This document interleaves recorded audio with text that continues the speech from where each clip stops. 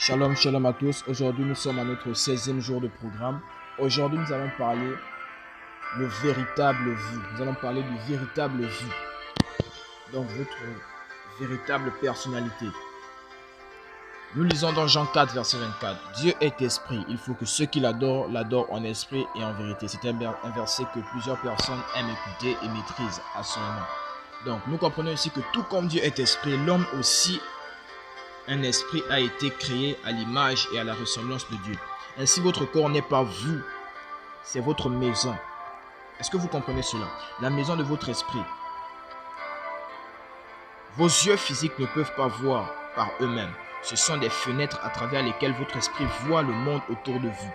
Donc, Romains 12, verset 1 dit: Je vous exhorte donc, frères, par les compassions de Dieu, à offrir votre corps comme un sacrifice vivant, saint, agréable à Dieu, ce qui sera de votre part un culte raisonnable.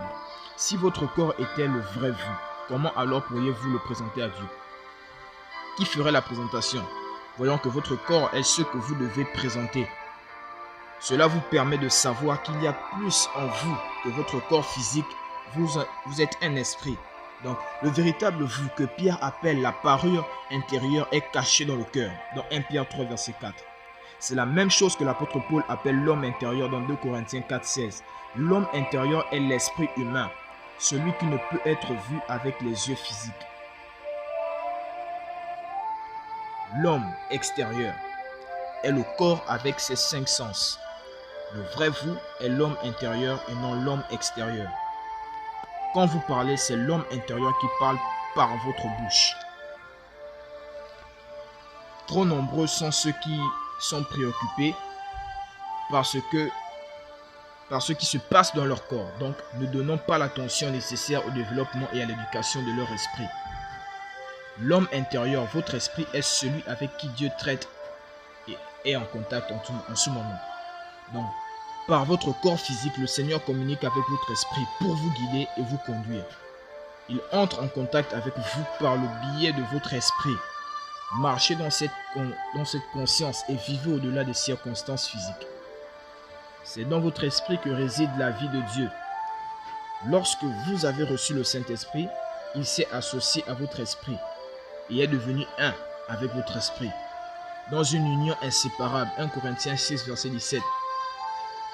Maintenant, vous pouvez mieux comprendre pourquoi votre esprit est ce qui compte vraiment pour Dieu. Il est important d'apprendre à fonctionner à partir de votre esprit.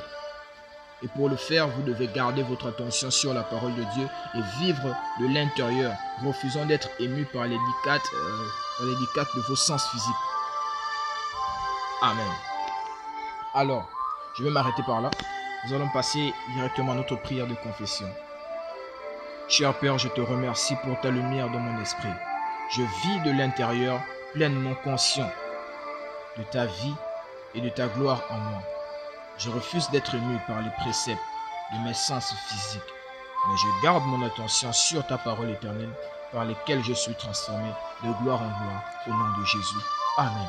Alors, pour ceux qui ont de l'étude approfondie, vous pourriez prendre Philippiens 3, verset 3, 2 Corinthiens 4, verset 16, Proverbe 20, verset 27.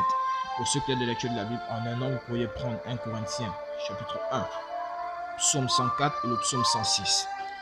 Et ceux qui ont 2 ans, Philippiens 3, versets 13 à 21 et Jérémie, chapitre 1. Shalom à tous, que Dieu vous bénisse.